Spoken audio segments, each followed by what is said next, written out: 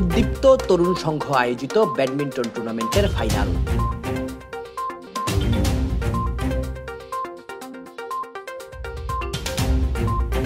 সামাজিক স্বেচ্ছাসেবী সংগঠন উদ্দীপ্ত তরুণ সংঘ আয়োজিত ব্যাডমিন্টন টুর্নামেন্ট 2024-এর ফাইনাল খেলা অনুষ্ঠিত হয়েছে।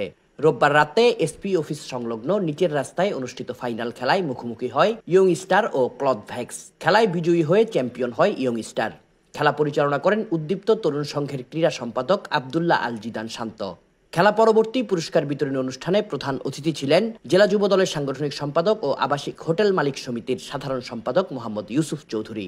জেলা ছাত্র দলের অর্থ সম্পাদক হেলিম মিয়ার সঞ্চালনায় ও আয়োজনের আহ্বায়ক মইনুল হাসান রাইহানের সভাপতিত্বে বিশেষ অতিথি ছিলেন রাঙামাটি সরকারি কলেজ ছাত্র দলের সাবেক যুগ্ম আহ্বায়ক শফিকুল ইসলাম ও মুক্তার আহমেদ, 2 নং ওয়ার্ড ছাত্র দলের সিনিয়র যুগ্ম আহ্বায়ক জানে আলম টিপু। এ সময় উদ্দীপ্ত তরুণ সংঘের সদস্যদের পাশাপাশি অন্যান্যরা উপস্থিত ছিলেন।